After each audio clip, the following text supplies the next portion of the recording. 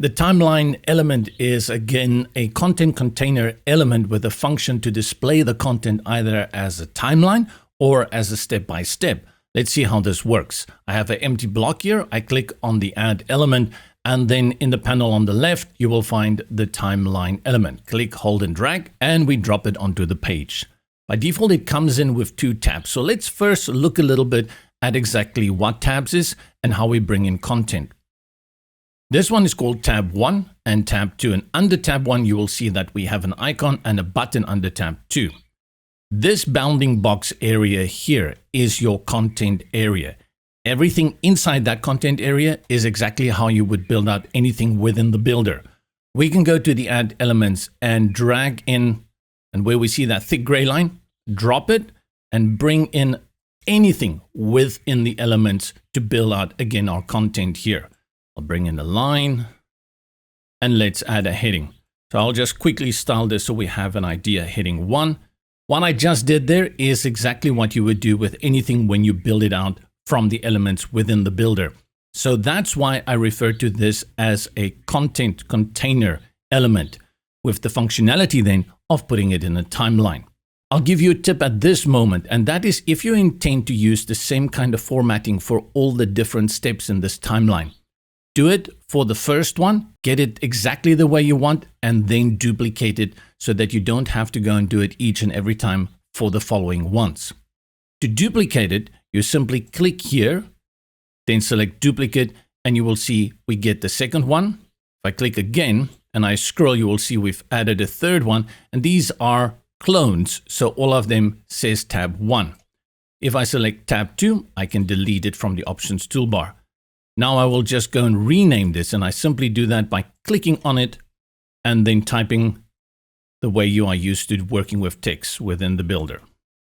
The bounding box here is the timeline container, and the settings are accessed over here. You have the option for the padding, which will apply the padding to the whole bounding box. You also have margins as well as the other entrance animation effects. Duplicate and delete. For the settings of the timeline itself, you click on any of the icons for the tabs. Let's start you with settings, and you see we have width. This is the content area currently set to 350 pixels. You can increase it, and naturally you can decrease it. I'll take it down to 300. Under styling, you have options for padding. I'll connect all the sides, and this padding applies to what we have over here within the content area. Now with my heading too big, I will go back to my width and just increase it a little bit. All the way to the left are the options, and we have 2 orientation options. We have a vertical one and a horizontal one. We work with the horizontal one, and then we have styles. You can have the content at the top, or you can stagger them. Titles, those are the labels you see at the top, can be deactivated, and then from columns, you can set how many columns appear on page. We have 2, but we know there are 3, and that's why the scroll bar here at the bottom appears. If we wanted the timeline to fit in, then we only need to increase this to 3 columns, and now they fit in nicely. You can see though that this content area now is squashed, so we go back to our settings and we reduce that. And if we need to make changes to the heading so it can fit in better, we can do that within our styling. Spacing applies to the space between the content and the timeline function at the top. Icons are switched out over here. And this is done on a tab by tab basis. You can see here. The size applies to all of them at the same time. You have the presets, and then you can also go custom. For the background, increase the size, and that adds space between the icon and the background. Choose between square, circle, or again, custom corners. For the horizontal timeline, you have options under style to put it to the left or to stagger it, as well as removing the titles and adding the spacing.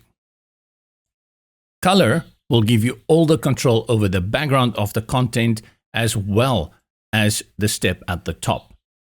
Change out the icon color, and this is done on a tab by tab basis. You can add a border, and then shadow.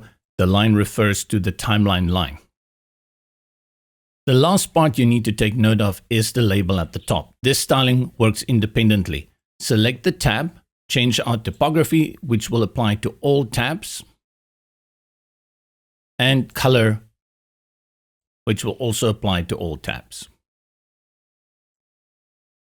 It's very important with this element that you go and view it on responsive devices, as timelines usually do not work very well on mobile devices.